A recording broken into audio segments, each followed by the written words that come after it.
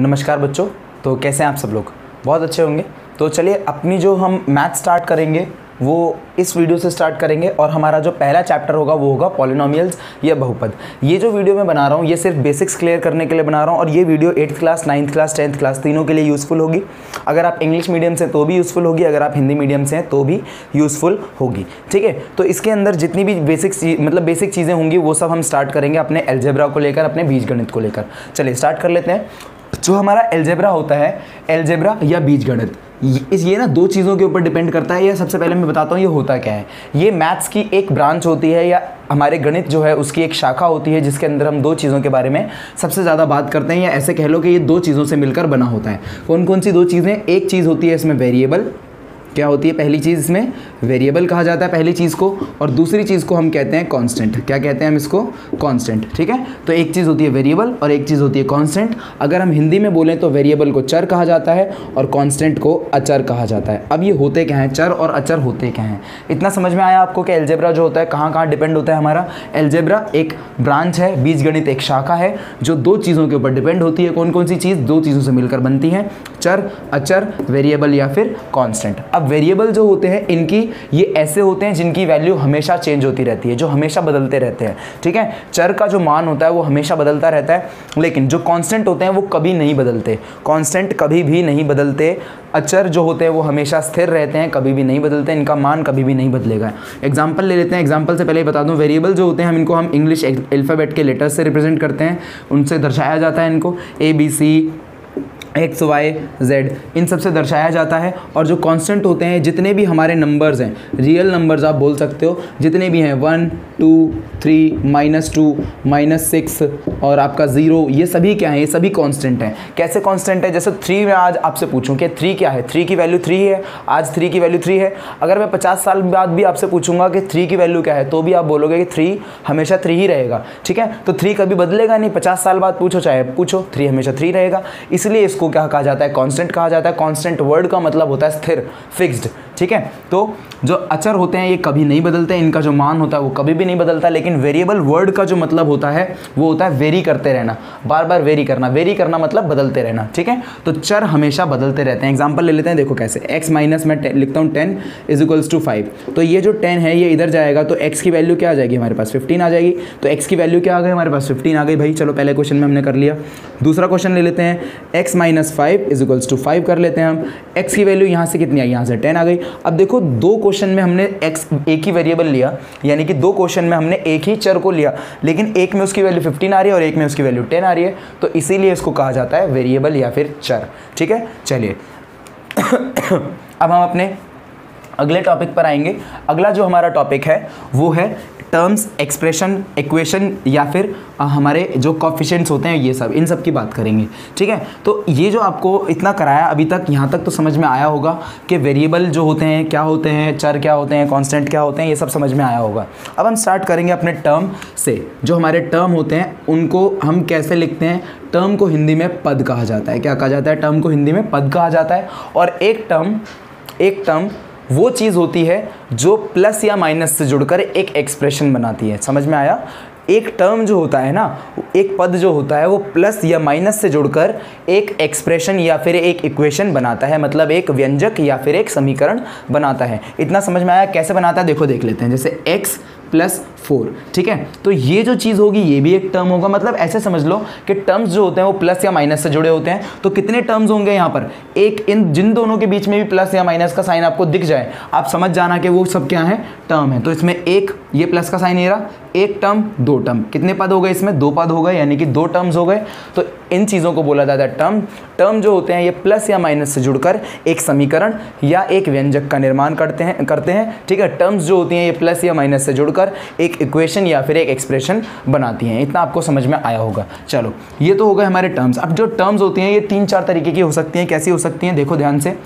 Terms जो होती हैं 3-4 तरीके की हो सकती हैं। ऐसा हो सकता है कि टर्म जो है वो हमें अकेली वेरिएबल मिल जाए। ऐसा भी हो सकता है, जैसा भी हमने देखा था x + 4, तो यहाँ पर ये जो वेरिएबल था, ये जो चर था, ये अकेला था, तो ये इसको भी हम एक टर्म बोल सकते हैं। या ऐसा हो सकता है कि ये एक वेरिएबल और एक कांस्टेंट का एक प्रोडक्ट हो, यानी कि एक चर और एक अचर का गुणनफल हो, ऐसा भी हो सकता है, ठीक है। या फिर ऐसा हो सकता है कि ये 2 या 2 से ज़्यादा वेरिएबल्स का एक प्रोडक्ट हो, मतलब 2 या 2 से ज़्यादा चरों का एक गुणनफल हो, ऐसा भी हो सकता है। या फिर ऐसा हो सकता है कि ये अकेला ही कांस्टेंट हो, यानी कि अकेला ही अचर हो। तो इन 4 तरीके से आपको जो पद होंगे वो देखने को मिल जाएंगे।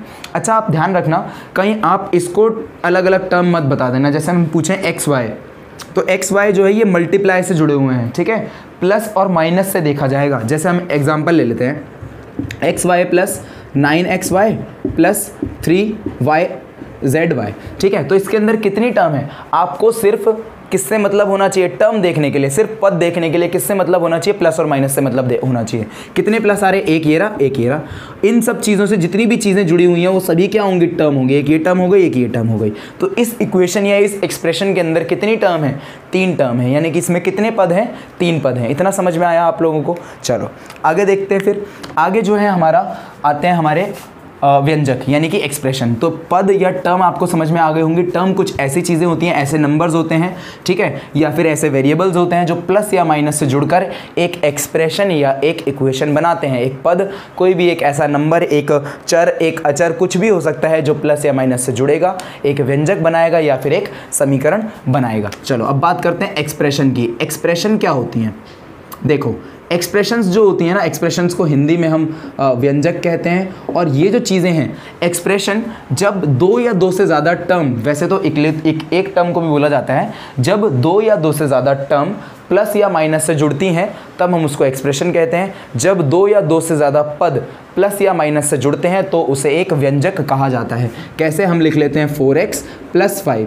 तो ये क्या है, ये एक व्यंजक है, ये एक एक्सप्रेशन है। या ऐसे समझ लो कि यहाँ पर वेरिएबल्स जो हैं वो मतलब प्लस या माइनस से जुड़े हों लेकिन इक्वल में कुछ ना हो, ठीक है। मैं क्या बोला मैंने कि वेरिएबल्स और कॉन्स्टेंट जो हैं या कोई भी 2 या 2 से ज़्यादा टर्म्स जो हैं वो प्लस और माइनस से तो जुड़ी हुई हैं लेकिन इक्वल में 0 नहीं है या इक्वल में कुछ भी नहीं है, तो उस समय हम क्या बोलेंगे, उसे एक्सप्रेशन बोलेंगे। ऐसा समझ लो कि जब इक्वल नहीं आएगा तो उसे एक्सप्रेशन बोला जाएगा। अब आपसे मैं एक क्वेश्चन पूछता हूँ, क्या 4x ये भी एक एक्सप्रेशन है, तो आप बोल दोगे नहीं, लेकिन ये भी एक एक्सप्रेशन है, ठीक है।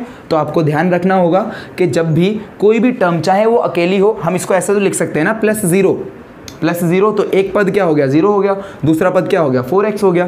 तो आप इतना याद रखो कि 2 या 2 से ज़्यादा चीज़ें या 1 से ज़्यादा चीज़ें जब प्लस और माइनस से जुड़ती हैं, प्लस और माइनस से जुड़ने के बाद वो एक एक्सप्रेशन और एक व्यंजक बनाती हैं, ठीक है। जब तक इक्वल में कुछ ना होगा तब तक हम उसको व्यंजक बोलेंगे या एक्सप्रेशन बोलेंगे। अगर इसके इक्वल में कुछ आ गया, गलती से भी इसके इक्वल में कुछ आ गया, तो इसका नाम पड़ जाता है इक्वेशन। क्या बोला जाता है, फिर इसे इक्वेशन बोला जाता है और हम तुरंत इसे बोल देते हैं कि ये क्या है, एक समीकरण है। अब समझ में आया आपको समीकरण क्या होता है। समीकरण कुछ ऐसे व्यंजक होते हैं जिनके इक्वल में, जिनके बराबर में हम कुछ रख देते हैं। एक ऐसी एक्सप्रेशन होती है जिनके इक्वल में कुछ रख दिया जाता है। तो समझ में आया होगा आपको कि इक्वेशन या समीकरण क्या होते हैं। इसको हम क्या बोलेंगे, इक्वेशन बोलेंगे। जब तक इक्वल में कुछ नहीं था तब तक ये क्या था, एक्सप्रेशन या व्यंजक थी। जैसे ही मैंने इक्वल में कुछ रख दिया वैसे ही ये इक्वेशन या समीकरण बन गई। चलो, एक्सप्रेशन, इक्वेशन, समीकरण आपको समझ में आ गई होगी। चलो अब आते हैं अपने अगले चीज़ के ऊपर जिसका नाम है कॉफिशिएंट। कॉफिशिएंट को हिंदी में गुणांक कहा जाता है। अब ये कॉफिशिएंट होते क्या है, चलो ज़रा बात कर लेते हैं, ठीक है। कॉफिशिएंट सही है स्पेलिंग, कॉफिशिएंट, ठीक है। कॉफिशिएंट जो होते हैं इनको हिंदी में गुणांक कहते हैं हम लोग। अब ये गुणांक होते क्या हैं, देखो गुणांक जो होते हैं ना, कुछ ऐसे नंबर्स होते हैं जो किसी के भी साथ गुणा में लगे होते हैं। क्या बोला मैंने, कुछ ऐसे नंबर्स, या आप ऐसे समझ लो किसी भी चीज़ का कॉफिशिएंट उसके साथ जो भी चीज़ गुणा हो रही होगी। सपोज चलो एग्जांपल से लेते हैं, जैसे यही वाला ले लेते हैं 4x। अब x का मैं आपसे कॉफिशिएंट पूछूं, x का गुणांक पूछूं, तो x के साथ जितनी भी चीज़ें गुणा में लगी होंगी, जितनी भी चीज़ें मल्टीप्लाई में लगी होंगी, वो उसका कॉफिशिएंट या फिर उसका गुणांक होगा। जिसका आपसे गुणांक पूछा जाएगा, जिसका कॉफिशिएंट पूछा जाएगा, उसके साथ जितनी भी चीज़ें मल्टीप्लाई में लगी हुई हैं वो उसका क्या होगा, कॉफिशिएंट होगा या फिर गुणांक होगा। चलो एग्जाम्पल ले लेते हैं, जैसे x²। अब इसके साथ कौन मल्टीप्लाई में लगा हुआ है, जब भी किसी के साथ कुछ नहीं होगा तो उसके साथ 1 होता है, तो हम बोल देंगे x² का कॉफिशिएंट कौन है, 1 है या गुणांक है। चलो एक और ले लेते हैं, 3xyz। ये थोड़ा सा टफ आ गया। अब मैं आपसे पूछूं z का कॉफिशिएंट मुझे बताओ, तो आपको उसे छोड़ देना है उसे छोड़ देना है, उसके साथ जितना भी मल्टीप्लाई में लगा हुआ है, उसके साथ जितना भी मल्टीप्लाई में है, जितना भी गुणा में है, उसे हम क्या बोलेंगे, उसका गुणांक या फिर कॉफिशिएंट बोलेंगे। अगर यहाँ से z का पूछा जाता तो z का कॉफिशिएंट कौन है, 3xy है। समझ में आया आप लोगों को कि कॉफिशिएंट क्या होता है, गुणांक क्या होता है। इसमें बताएंगे x का, तो x का कॉफिशिएंट कौन निकलेगा, 4 निकलेगा। ठीक है, तो समझ में आया आप लोगों को कि गुणांक क्या होता है, कॉफिशिएंट क्या होता है। इसके ऊपर जो आपकी 9th क्लास की एक्सरसाइज 2.1 है वो पूरी की पूरी इसी के ऊपर है। अभी हम और भी कुछ करेंगे आगे। तो इतना समझ में आया ना कि टर्म, एक्सप्रेशन, इक्वेशन, गुणांक, कॉफिशिएंट और आपका समीकरण और व्यंजक, ये सब क्या होते हैं। चलो अब आ जाते हैं अपनी डिग्री के ऊपर। डिग्री को बोला जाता है घात। क्या बोला जाता है, घात। ठीक है, डिग्री एक इंपॉर्टेंट टॉपिक है, डिग्री से ही हम नाम रखते हैं इक्वेशंस का। चलो हमारे पास है डिग्री। अगला जो टॉपिक है वो है डिग्री। इसे हिंदी में कहा जाता है घात। क्या कहते हैं, हिंदी में इसे घात कहते हैं। ठीक है, अब ये होती क्या है, चलो सपोज करो आपके पास एक इक्वेशन है या एक एक्सप्रेशन है, एक व्यंजक है हमारे पास, x की पावर 4 प्लस x की पावर 9 प्लस x की पावर 12 प्लस x की पावर 2। ठीक है, तो अब मैं पूछूं कि इस पूरी इक्वेशन की मुझे डिग्री बनाओ। अच्छा पहले एक बात याद रखना, सॉरी बताओ, याद रखना आपको कि डिग्री जो होती है वो पूरी इक्वेशन की निकाली जाती है, घात जो होती है पूरी इक्वेशन या पूरे समीकरण या फिर पूरे व्यंजक की निकाली जाती है। तो इसमें वेरिएबल की जो हाईएस्ट पावर होगी, क्या बोला मैंने, वेरिएबल की जो हाईएस्ट पावर होगी उसे डिग्री कहेंगे। यानी कि जो चर की सबसे बड़ी घात होगी उसे क्या कहा जाएगा, घात कहा जाएगा। सब चर की सबसे बड़ी घात को क्या कहेंगे, घात कहेंगे। ठीक है, इतना समझ में आया आपको। चलो देखो, अब सबसे पहले डिग्री निकालने के लिए आपको चेक करना पड़ेगा कि यहाँ पर एक ही वेरिएबल है या दो वेरिएबल है। तो हम देख रहे हैं यहाँ पर सिर्फ एक ही वेरिएबल है, x x x और x। ऊपर वाले नंबर से अभी कोई मतलब नहीं है, अभी हमें सिर्फ वेरिएबल चेक करना है। अभी अब सिर्फ चर को देख रहे हैं कि चर कितने हैं। यहाँ पर एक ही है x, इसमें भी x, इसमें भी x और इसमें भी एक ही तरीके का जो है वो है चर यहाँ पर, यानी कि एक ही तरीके का वेरिएबल है। तो ऐसे केस में हम क्या करेंगे, इसकी सबसे बड़ी पावर को देखेंगे। तो सबसे बड़ी पावर आपको कौन सी दिख रही है, देखो यहाँ 4 है, यहाँ 9 है, 4 9 से मतलब 9 जो है 4 से बड़ा है, फिर यहाँ 12 है। तो आप देख सकते हो कि यहाँ पर सबसे बड़ा नंबर कौन सा है, 12 है। तो इस पूरे इक्वेशन की जो डिग्री होगी, इस पूरे एक्सप्रेशन की जो डिग्री होगी वो कितनी हो जाएगी, 12 हो जाएगी। आप ऐसे मत लिख देना कि x की पावर 12 इसकी डिग्री है या घात है। घात जो होगी सबसे बड़ी पावर और न्यूमेरिकल होनी चाहिए। कहीं आप वेरिएबल के साथ लिख दो, कहीं आप क्वेश्चन में लिख के आ गए कि x की पावर 12 इसकी डिग्री है, ये गलत हो जाएगा। आपको सिर्फ उसका नंबर देखना है, सिर्फ उसका नंबर लिखना है। ठीक है, मतलब उसका नंबर क्या है, 12 है। तो हमने क्या लिख दिया, इस इक्वेशन की जो डिग्री थी वो कितनी है, 12 है। इसकी इस व्यंजक की जो घात है वो कितनी है, 12 है। एनसीईआरटी का 2.1 में जो आपकी एक्सरसाइज है उसमें भी कुछ ऐसे क्वेश्चंस हैं, अभी हम देखेंगे। चलो तो इतना आपको समझ में आया कि डिग्री क्या होती है, घात क्या होती है। सबसे अधिक पावर को, सबसे बड़ी पावर को क्या कहा जाता है, डिग्री कहा जाता है। ठीक है, या फिर हिंदी में से हम घात कहते हैं। चलो अब हमने बहुत सारी चीज़ें पढ़ ली हैं, हमने एक्सप्रेशन पढ़ लिया है, पदों के बारे में पढ़ लिया है। अब हम पढ़ेंगे इनके नाम। ठीक है, हमारे बहुपद जो होंगे वो अब आएंगे। चलो हम ना इन एल्जेब्रिक एक्सप्रेशंस को कुछ नाम दे देते हैं। ये जो समीकरण हमने पढ़े इनको कुछ नाम दिए जाते हैं।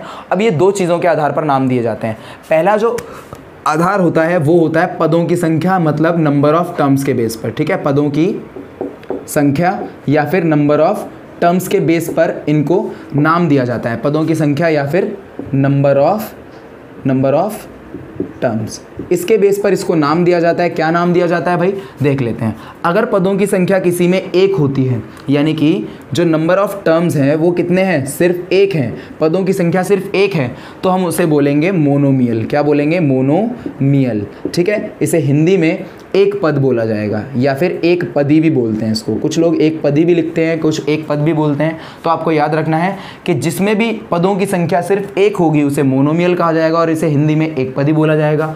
अगर नंबर ऑफ टर्म्स हो जाए 2, यानी कि अगर नंबर ऑफ टर्म्स, पदों की संख्या 2 हो जाए, तो आप इसे बोलोगे बायनोमियल। क्या बोलेंगे हम इसे, बायनोमियल। बायनोमियल को हिंदी में कहा जाएगा द्विपद। क्या कहा जाएगा, द्विपद। ठीक है, इतना समझ में आया आप लोगों के कि द्विपद क्या होते हैं। तो जिस भी व्यंजक के अंदर, जिस भी एक्सप्रेशन के अंदर दो या दो से ज़्यादा टर्म्स, दो या दो से ज़्यादा नहीं, दो ही टर्म्स होंगे। ठीक है, चलो एग्जांपल भी लिख लेते हैं यार, यहाँ पे आपको एग्जांपल से समझ में आ जाएगा। जैसे हम मोनोमियल के लिए लिख रहे हैं सिर्फ 4x, मैं इसके लिए लिख रहा हूँ 4x + 5। ठीक है, ये इसका एग्जांपल लिख लिया। अब इसमें एक और 2, प्लस और माइनस से कौन कौन जुड़ा हुआ है, 5 और 4x, तो ये दोनों ही क्या है हमारी टर्म्स हैं। तो ऐसे एक्सप्रेशंस जिनके अंदर सिर्फ 2 टर्म्स होंगे उन्हें बाइनोमियल या फिर द्विपद कहा जाएगा। अब हम पढ़ते हैं आगे। अब जिसमें 3 हो जाए उसका हम क्या करेंगे भाई, जिसके अंदर 3 हो जाएंगे उसे त्रिपद या फिर ट्राइनोमियल कहा जाएगा। क्या कहा जाएगा इसे, ट्राइनोमियल। अगर हम हिंदी में इसकी बात करें तो इसे त्रिपद कहेंगे। क्या कहेंगे, त्रिपद, जिसके अंदर 3 पद हैं। जैसे एग्जाम्पल के लिए हम लिख लेते हैं 4x plus 2x square plus 5। इसके अंदर कितने पद हैं, कितनी चीज़ें प्लस या माइनस से जुड़ी हुई हैं, 1 2 3। तो ये सब क्या है, ये है हमारे ट्राइनोमियल या फिर त्रिपद। ठीक है, इतना समझ में आया। अब आता है हमारा चैप्टर का नाम। क्या आएगा अब हमारे चैप्टर का नाम। वैसे तो इसे क्वाड्रिनोमियल कहा जाता है, हिंदी में से चतुर्पद कहा जाता है, लेकिन आपके सिलेबस में इसे पॉलिनोमियल या फिर बहुपद कहते हैं। अगर किसी में 4 या उससे ज़्यादा आ जाती है, 4 या 4 से ज़्यादा पद आ जाते हैं, 4 या 4 से ज़्यादा टर्म्स आ जाती हैं, तब हम उस केस में उसे बोलते हैं पॉलिनोमियल। समझ में आया, इसे हम क्या बोलेंगे, इसे पॉलिनोमियल कहेंगे, हिंदी में इसे कहेंगे बहुपद। ठीक है, तो आपको अब समझ में आ गया होगा कि हमारा चैप्टर नंबर 2 क्या है एक्चुअल में। ठीक है, चैप्टर नंबर जो 2 होगा उसके अंदर हम पढ़ेंगे जिसमें 4 या 4 से ज़्यादा पद देखने को मिलेंगे। ऐसी एक्सप्रेशन या फिर ऐसे व्यंजकों के बारे में हमने पढ़ना है। समझ में आया कि आपको हम कैसे नाम दे देते हैं इसके। ठीक है, एक पदों की संख्या के नाम, पदों की संख्या के हिसाब से नाम दिया जाता है, और नंबर ऑफ टर्म्स, या फिर हम कह देते हैं मतलब जितने हमारे नंबर ऑफ टर्म्स होते हैं उसके हिसाब से हम इनका नाम रख देते हैं। एक तो ये हो गया। अब दूसरा आधार होता है हमारी घात के आधार पे। ठीक है, यानी कि डिग्री के बेस पे। किसके बेस पे, अब इसका स्क्रीनशॉट ले लीजिए। अब जो होता है हमारा सेकंड जो है हमारा जो दूसरे तरीके का आधार है, यानी कि दूसरे तरीके से जो नाम रखा जाता है वो रखा जाता है डिग्री के बेस पे या फिर आपके जो घात होती है उसके आधार पर। किसके आधार पर, डिग्री के बेस पे भाई। चलो लिख लेते हैं on the basis of degree, on the basis of degree. ठीक है, यानी कि जो हमारी डिग्री होगी उसके हिसाब से अब हम इसका नाम लिखेंगे। ठीक है, कैसे लिखेंगे भाई, अगर आपकी डिग्री यानी कि जो घात है, जो डिग्री है हमारी घात, ठीक है, हमारी जो घात है वो अगर 1 आ रही है, उस केस में हम इसको बोलते हैं लीनियर पॉलिनोमियल। क्या बोलते हैं, linear polynomial, linear equation, linear expression. ठीक है, क्या बोला जाएगा, लीनियर पॉलिनोमियल बोल लो, इक्वेशन बोल लो, या फिर आप अपनी मर्जी से उसको इक्वेशन के बाद क्या बच गया, एक्सप्रेशन बोल लो, वो आपकी मर्जी है, आप कुछ भी बोल लो। ठीक है, लेकिन लीनियर वर्ड ज़रूर लगाना। ऐसी इक्वेशन, ऐसी एक्सप्रेशन या एक ऐसा पॉलिनोमियल जिसकी हाईएस्ट पावर सिर्फ 1 हो, उसे हम क्या बोलेंगे, लीनियर पॉलिनोमियल बोलेंगे। आपका जो 3rd चैप्टर है वो इसी को लेकर है, लीनियर इक्वेशन इन 2 वेरिएबल्स। ठीक है, तो उसमें क्या पढ़ना है, लीनियर इक्वेशंस पढ़नी है जिसकी पावर हमेशा क्या रहेगी, 1 रहेगी। एग्जाम्पल के लिए लिख लेते हैं x + 5। x की वेरिएबल की हाईएस्ट डिग्री कितनी है, 1 है, हाईएस्ट पावर कितनी है, 1 है, सबसे बड़ी घात 1 है, तो इसलिए हम इसको क्या बोल देंगे, लीनियर। और इसे हिंदी में कहा जाता है रैखिक समीकरण। क्या कहा जाता है इसे हिंदी में, रैखिक समीकरण। आपके जो आपका 3rd चैप्टर है वो यही है, आपको रैखिक समीकरण पढ़ने हैं। इतना समझ में आया होगा अब आपको। चलो, अगर डिग्री जो है हमारी 2 हो जाए तो हम क्या करेंगे, डिग्री 2 होते ही हम इसको बोलते हैं क्वाड्रेटिक पॉलिनोमियल, क्वाड्रेटिक इक्वेशन या क्वाड्रेटिक एक्सप्रेशन।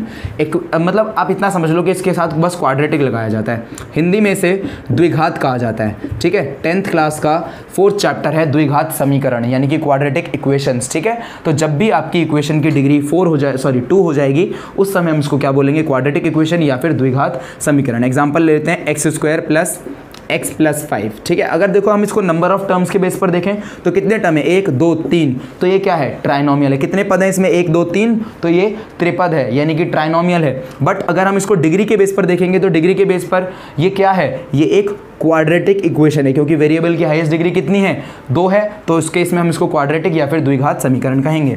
आपके सिलेबस की आखिरी डिग्री जिसको हम 3 लिखते हैं, अगर किसी के अंदर 3 आ जाती है डिग्री, ठीक है, कितनी आ जाती है, 3 आ जाती है, तो उस समय उसको बोला जाता है त्रिघाती, मतलब त्रिघाती समीकरण। ठीक है, या फिर हम उसको क्यूबिक पॉलिनोमियल कहते हैं। ठीक है, हम इसको बोलेंगे क्यूबिक, इंग्लिश में क्यूबिक, या फिर हिंदी में त्रिघाती। ठीक है, ये आपको अच्छे से समझ में आ गया होगा कि डिग्री के बेस पर कैसे नेमिंग की जाती है। ठीक है, अब हम थोड़ी सी बात करेंगे, अच्छा डिग्री निकालते कैसे हैं वो मैं आपको सिखा देता हूँ, क्योंकि अच्छा इसका स्क्रीनशॉट ले लो। ये हमने देखो यहाँ पर एग्जाम्पल लिया, इसके अंदर सबसे बड़ी डिग्री 3 है, सबसे बड़ी पावर 3 है, तो इसलिए हमने इसको क्यूबिक या फिर त्रिघाती बोल दिया। चलो, अब 2 वेरिएबल की और 1 वेरिएबल की ज़रा बात करेंगे। चलो, ये आपने नोट कर लिया होगा। अब हम बात करते हैं 1 वेरिएबल और 2 वेरिएबल की। देखो हमारे पास जो पॉलिनोमियल्स होते हैं, अब हम आ जाते हैं अपने टॉपिक के ऊपर जिसका नाम है पॉलिनोमियल्स। ठीक है, तो अब ये जो पॉलिनोमियल्स होते हैं ये 2 वेरिएबल में भी होते हैं और 1 वेरिएबल में भी होते हैं, यानी कि 2 चर वाले भी होते हैं और 1 चर वाले भी होते हैं। 1 चर वाले को कैसे लिखा जाता है? 1 चर वाले जो होते हैं उनको ऐसे लिखते हैं हम, जैसे x प्लस 5, इसमें कितने चर हैं? चलो x स्क्वायर प्लस 5x लिख लेते हैं यहाँ पर, x square plus 5x plus 3। ये हमारा जो है ये क्या है? अच्छा, डिग्री के हिसाब से अगर हम बताएंगे तो ये कौन सा है? ये द्विघात समीकरण है। और अगर पद के हिसाब से बताएंगे तो ये ट्राइनोमियल है या फिर त्रिघात है, वो सॉरी त्रिपद है। ठीक है, समझ में आया आपको? तो ऐसे केस में हम वेरिएबल को देखेंगे। वेरिएबल कितने? x सिर्फ एक ही तरीके का वेरिएबल, एक ही तरीके का चर हमें देखने को मिल रहा है, तो इसे हम बोलेंगे एक चर वाला द्विघात समीकरण। क्या बोला मैंने? एक चर वाला द्विघात समीकरण। लेकिन कुछ कुछ ना ऐसे भी आ जाते हैं, देखो x square y plus 5xy plus 3x cube और y स्क्वायर, ऐसा भी आ जाता है कभी कभी। तो जिसमें आपको 2 वेरिएबल देखने को मिल जाए उसे हम बोलते हैं 2 चर वाले रैखिक समीकरण या 2 चर वाले द्विघात समीकरण, ऐसे करके आपको बोल देना है। चलो, अब इसकी डिग्री कैसे निकाली जाए यार? इसकी तो हमने निकाल दी थी, वेरिएबल की हाईएस्ट पावर देख ली थी, लेकिन इसकी कैसे निकालें? तो इस केस में हम वेरिएबल्स की यानी कि चर की जितनी भी घात होती है सबको प्लस कर देते हैं। इसमें देखो y की पावर 1, तो यहाँ पर कितना आया आंसर? 3 आया। 2 + 1 3 आया। समझते जाना, मतलब वेरिएबल्स की पावर को अब हम ऐड कर रहे हैं। जो हमारे चर हैं इनकी घात को हम क्या करते जा रहे हैं? इनका योग करते जा रहे हैं, यानी कि उनको प्लस करते जा रहे हैं। यहाँ पर 1 और 1 कितना आया? 2 आया। यहाँ पर 3 और 2 कितना हो गया? 5 हो गया। तो इस इक्वेशन की डिग्री कितनी है? घात कितनी है इस इक्वेशन की? कितनी है? 5 है, क्योंकि हाईएस्ट पावर क्या है हमारी? 5 है। तो अब आप समझ गए होंगे कि कैसे निकालना होता है हमें। ठीक है, कोई डाउट तो नहीं है यहाँ तक? चलिए, कोई डाउट नहीं है तो अब हम आगे कर लेते हैं कि हमारे पॉलिनोमियल्स जो होते हैं इन्हें कब एक पॉलिनोमियल कहा जाता है। देखो, पॉलिनोमियल होने के लिए ना इसका लीनियर होना बहुत ज़रूरी है। पावर कभी भी फ्रैक्शन में नहीं होनी चाहिए। ठीक है, पावर कभी भी फ्रैक्शन में नहीं होनी चाहिए और पावर कभी भी माइनस में नहीं होनी चाहिए। अगर माइनस में है तो उसे पॉलिनोमियल नहीं कहा जाएगा। ठीक है, जैसे चलो एग्जांपल से आपको समझाता हूँ। जैसे हमें दे रखा है x, चलो x + 5 भी अगर दे देना तो ये भी एक पॉलिनोमियल है। ये भी क्या है? एक पॉलिनोमियल है। लेकिन √x + 5 अगर दे दे तो ये एक पॉलिनोमियल नहीं है। मैंने क्या बोला? पावर यानी कि जो घात है कभी भी फ्रैक्शन यानी कि भिन्न के रूप में नहीं होनी चाहिए। अब रूट का मतलब होता है, अगर आपको रूट का मतलब नहीं सब पता किसी को, तो रूट का मतलब होता है पावर 1/2। तो x की पावर 1/2। तो मैंने क्या बोला कि x की पावर कभी भी फ्रैक्शन में नहीं होगी, लेकिन इसमें तो फ्रैक्शन में आ गई। अगर फ्रैक्शन में है तो इसे पॉलिनोमियल नहीं कहा जाएगा। समझ में आया? अगर माइनस में आ गई, माइनस का मतलब क्या होगा? कभी भी x ऐसे नहीं होना चाहिए। ठीक है, अगर देखो आपको पता होगा, ये तो सिंपल बेसिक लॉज होते हैं हमारे पावर वाले घात के, जो हमारे बेसिक जो नियम होते हैं उसके हिसाब से हम करते हैं। अगर हम इसको ऊपर की तरफ लेके जाएंगे तो यहाँ पावर नीचे प्लस की है, ऊपर जाकर क्या हो जाएगी? माइनस की हो जाएगी। अब पावर माइनस की हो गई, तो ऐसे केस में भी इसको हम पॉलिनोमियल नहीं कहेंगे। ठीक है, पावर पूर्ण संख्या यानी कि होल नंबर होनी चाहिए। पावर पूर्ण संख्या, हाँ 0 हो सकती है, 0 बिल्कुल हो सकती है, 0 का कोई वो नहीं है, क्योंकि किसी की भी पावर 0 जो होती है उसका आंसर 1 आता है। तो पावर 0 हो सकती है, पावर होल नंबर हो सकती है, पूर्ण संख्या हो सकती है, लेकिन इंटीजर नहीं हो सकती, मतलब माइनस में नहीं हो सकती, फ्रैक्शन में नहीं हो सकती। ये बात आपको याद रखनी होगी, क्योंकि 9th क्लास की 2.1 में ऐसा क्वेश्चन है, इसलिए मैंने आपको बता दिया। चलिए, ये जो वीडियो है आपकी यहीं पर ख़त्म होती है। इसकी प्रैक्टिस ज़रूर आप करेंगे। खैर, अगली वीडियो में हम एक्सरसाइज 2.1 ही सॉल्व करने वाले हैं आपकी। तो उम्मीद करता हूँ कि आपको जो पॉलिनोमियल्स है इसका बेसिक जो है वो बिल्कुल अच्छे से क्लियर हो गया होगा, जो आपका बेस है वो अच्छे से बन गया होगा। तो हमारी जो वीडियो है यहीं ख़त्म करते हैं हम। अब अगली जो वीडियो होगी इसके अंदर हम एक्सरसाइज 2.1 सभी क्वेश्चंस सॉल्व करेंगे। चलिए, ये वीडियो देखने के लिए बहुत बहुत धन्यवाद।